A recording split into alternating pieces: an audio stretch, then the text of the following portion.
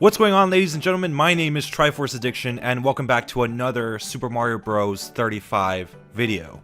So as you guys know, Super Mario Bros 35 has been out for pretty much one day so far, and you know, it's a pretty interesting game. It's basically a battle royale platformer where you are going against 34 other players, and basically you're competing for the spot of number one. Basically, who's going to be the last person standing. So today I thought it would be a good idea to compile 5 top tips that I could give you guys in order for you guys to succeed a lot more within this game. If not, you could last a little bit longer within each game. But do keep in mind, all these tips are subject to change, mainly because, of course, like I said, this is the first day of this game's release. So people are still getting the feel for how this game works, and I'm sure as time passes by, it's going to get a lot more competitive. So before we get into this, I want to tell you guys 2 things. Okay, the first one is I hope you guys subscribe to this channel because it is taking me a lot of effort, like, you know, due to the fact that I have school and everything to like make all these videos and everything. So please make sure to subscribe, and once we reach 1,000 we will be doing another giveaway. And the second thing is that I want to give you guys a brief explanation of how this game works exactly.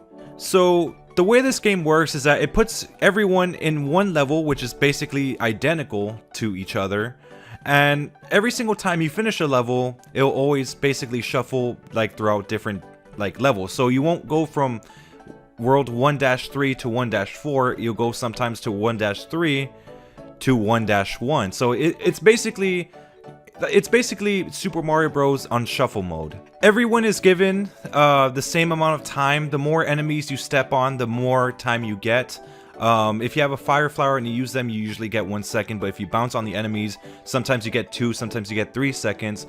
But while you actually kill a lot of enemies that are in the level, they will be thrown to a different person. Basically, it will hinder their, I guess, performance within that level. So I don't know if you guys get what I mean. So let me give you an example. If you kill a Koopa, that Koopa will be transferred to another person's level, and basically it's kind of like you're throwing just obstacles in their way. And of course, they could easily kill that Koopa and throw it to someone else. The thing with this game is that you could actually select who you can throw it to, and that's how basically you can knock each other out. So you could either use the D-pad or the control stick, depending on what your preference is. You could actually set it in the options menu, by the way. You could actually decide who you can throw your enemies to, but also if you use the right stick, you could send it to a random person, or it's basically kind of like in a category. So you could either send it to a random person, or send it to the person with the most coins, or send it to the person with the lowest amount of time left, or to the person that recently attacked you. So that is pretty much the gist of how this game works. Just last as long as you can, kill a lot of enemies to increase your amount of time, or at least your duration in that specific game, as well as throwing the enemies to other people in hopes that you can mess them up and KO them. The way you know that you've knocked out someone is that when it has a KO sign and it's orange instead of blue. So those are the ones that you actually knocked out yourself. So the first tip out of the 5 that I could easily give you is to just stock up at the very beginning. Stock up on coins, stock up on time, so therefore you could last a little bit longer. It also depends on your platforming skills. If your platforming skills are kind of poor, you can't really hope to keep going any further. The best option I could give you is to go into the practice mode, because there are no time constraints or any enemies that you're getting thrown at, so you can get used to the feel of the platforming within this game if you have never played Super Mario Bros. In your life.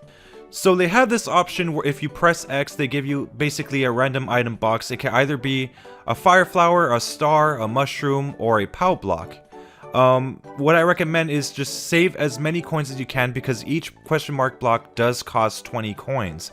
So of course, if you've played this game long enough, you would know where all the secret pipes are, or where all the secret coins are, and you could be able to stock up so you could last longer within this game. You could also collect secret 1-up mushrooms. They do equal 20 coins, so that's pretty much a free question mark block. So stocking up on time isn't really that hard. Like I said, just kill a bunch of enemies consecutively. The turtles do help a lot, by the way. Also, you could use stars in order to just basically go through them and get 2 seconds each. So yeah, it is pretty easy to stock up on time. The maximum amount of time that I've seen you could have is only up to 400 seconds. And just keep making sure that you keep your time limit at a high amount so you won't have to worry about any time constraints in the future within that specific game that you're in. So the next tip I have for you guys, I know this one kind of contradicts what I just said in the first tip, but at the same time it still kind of matters. So the second tip is that you should not rely on your question mark block option too much. Don't get me wrong, the question mark block option is there to pretty much bail you out just in case you are having trouble within the game, but at the same time, it's very random. So like, you're not always guaranteed to get a fire flower or a star every single time. There was a game where I actually kept getting POW blocks which I didn't need. I got it like 4 or 5 times and I wasted over 120 coins. So it's best to preserve your coins and only use it when it's absolutely necessary. So while the question mark block is helpful, it could also be your downfall. You absolutely cannot let this be a crutch, or else you're pretty much set up to fail. So the next tip that I could give you, which is number 3, is to not be too reckless within the game. So there will come a time where basically your entire level is basically flooded with enemies, and this is a normal thing. Of course, everyone deals with this, and it can be quite stressful. So the best method I could say is just to think things out before you actually rush into them. So yeah, just think, okay, maybe you see like this Koopa right here. You could use that to destroy all the ground-based enemies, and then you could focus on the aerial enemies and try to get away from them, and of course you could kill them to just throw them to another person. So yeah, while you're pretty much destroying every enemy, you're sending them to someone else so they can deal with it. It's better to be safe than sorry. Trust me, there are people that go into these levels completely recklessly without even thinking things through, and sometimes their foolishness ends up getting themselves killed. So let me give you guys an example. I was in a game one time and it was just down to me and one other guy. And I noticed that he made a very large jump in World 1-2, and he didn't really have to make such a large leap. He could have landed on those moving platforms that go vertical, but instead he took it too far and he ended up falling down the abyss. So just make sure to time your jumps perfectly. Just do not go at it recklessly if you do not know what the level has. So for those of you guys who are not really experienced within this specific game, or just Super Mario Bros in general, I just recommend taking it slow the first few times around so you'll know exactly what this level contains. And don't worry, the levels never change. So as for the fourth tip, and this tip can actually be one of the most vital tips within these 5 that I'm giving you right now, and it is to know when it's the perfect time to strike. So of course at the beginning of each game, there are 34 people that you have to worry about, and of course it's pretty impossible to focus on just all these different people because it's just too much to process. So the best advice that I can give you is just wait for them to knock each other out, or just knock themselves out, until you've reached the last 10 people that you have to deal with, so you can start narrowing down who you need to attack.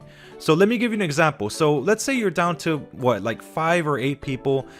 If you look at how they're playing, you could see what type of situation they are in. So if you see someone that has a Mario that doesn't have any firepower, or you see someone with a small Mario, you could actually select them and throw all your enemies at them, and you could actually end up overwhelming them and knocking them out. So by doing this, you have a much bigger chance of knocking people out like that.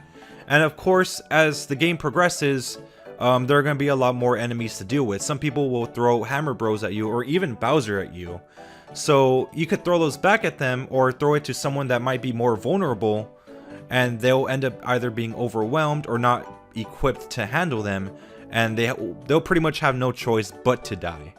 So that's why it's important to know when it's the proper time to strike. So now it's time to move on to the final tip, and this is another important tip out of the 5 that you must know, and it is to have patience.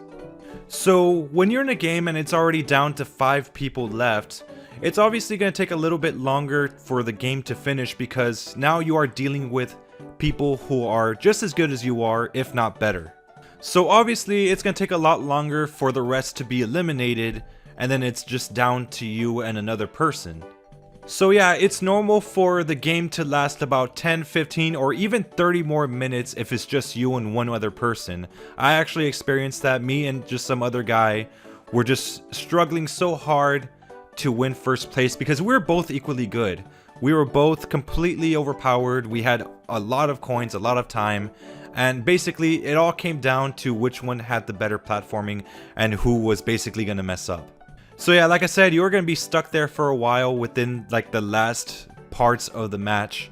So it's very important that you maintain some patience and not just give up because it's just taking too long, so you end up killing yourself and taking the second place trophy. Like I actually considered doing that in one of my matches because it was just lasting way too long. And eventually like the person that was competing against just basically like died or made a stupid mistake.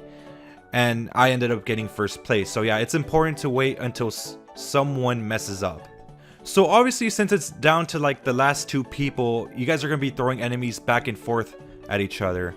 And depending on what their placement is, like let's say if Bowser is put in a high place or right in front of you, or there's like multiple Bowsers in front of you, one of you guys is going to get overwhelmed and end up choking and end up losing the match. So yeah, it's important to keep patience. So there you have it, ladies and gents. Those are the top 5 tips that I have right now. Of course, like I said, they are subject to change as time goes by. So that pretty much wraps up today's video. So thank you guys so much for watching. My name is Triforce Addiction. I hope you guys have a wonderful day. Make sure to subscribe to the channel because we are close to 1,000 subscribers, man. We are almost there, guys. Anyways, I'll see you guys next time.